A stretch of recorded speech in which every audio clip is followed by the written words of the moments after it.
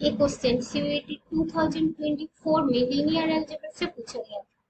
ठीक है, यहाँ पे एक सेट गिवन है और हमें यहाँ पे जो करेक्ट है वो चूज करना है। ठीक है, देखो यहाँ पे दिया है S is a linearly independent set और बी में दिया है any three vectors of S R linearly independent और सी में दिया है any four vectors of S R linearly dependent.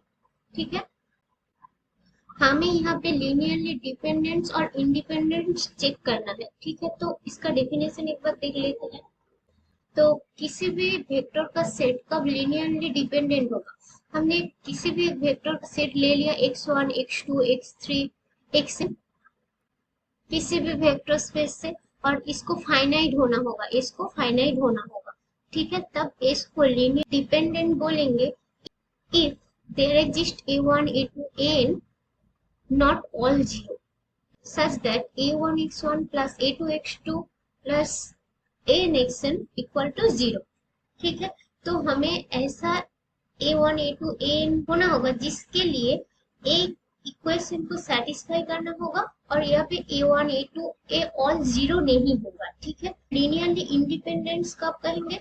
S को, ये जो इक्वेशन है इसको इस तरह से भी लिख सकते हैं। ठीक है, ए जीरो होगा, ए इंप्लाई करेगी all A I equal to 0। ठीक है, फॉर ऑल आई। ठीक है, मैं क्वेश्चन पे आओ। हमें यहाँ पे एस दिया हुआ है, ए दिया हुआ है। ठीक है, तो यहाँ पे एस का कार्डिनलिटी क्या है? एस का कार्डिनलिटी है 1 2 3 4 5, इसका कार्डिनलिटी है 5। ठीक है, और हमें यहाँ पे जो वेक्टर स्पेस दिया है R3 के ऊपर, तो हमारा जो R3 का डायमेंशन क्या होगा?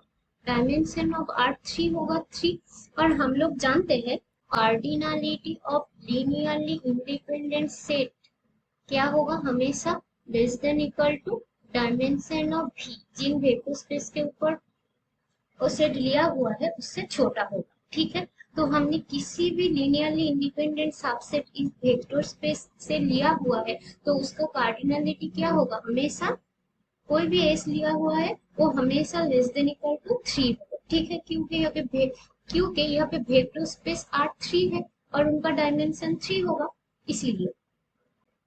बट यहाँ पे एस का कार्डिनलिटी क्या है? यहाँ पे एस का कार्डिनलिटी है 5। क्या ये लीनियरली इंडिपेंडेंट हो सकता है? नहीं हो सकता है, क्योंकि 3 से छोटा नहीं है। तो हमारा जो एस है वो लीनियरली डिपेंडेंट सेट हो गया।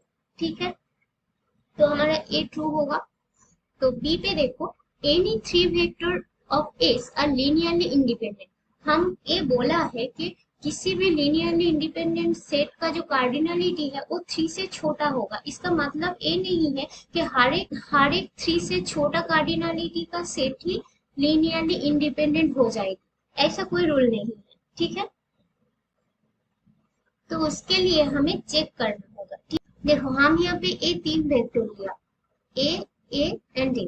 ठीक है, ये तीनों वेक्टर लिया, तो हमने 1 1 0 को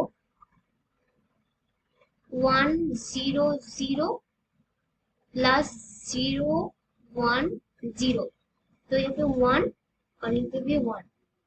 देखो, यहाँ पे इस वेक्टर को इस दोनों वेक्टर का लीनियर कॉम्बिनेशन से लिख पाए हो, हमारा एक कंडीशन सेटिस्फाई किया, तो ये क्या हो जाएगी? ये लीनियरली डिपेंडेंट हो जाएगी। ठीक है, ये वेक्टर लीनियरली डिपेंडेंट हो जाएंगे तीनों वेक्टर।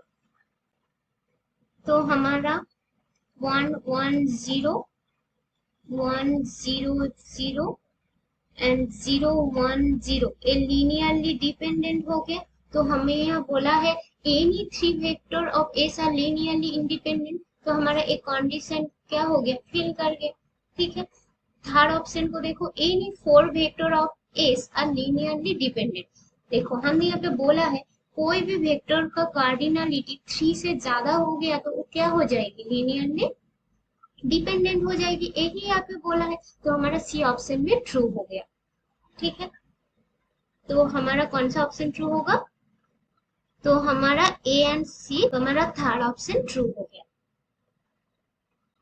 कितना इजी था।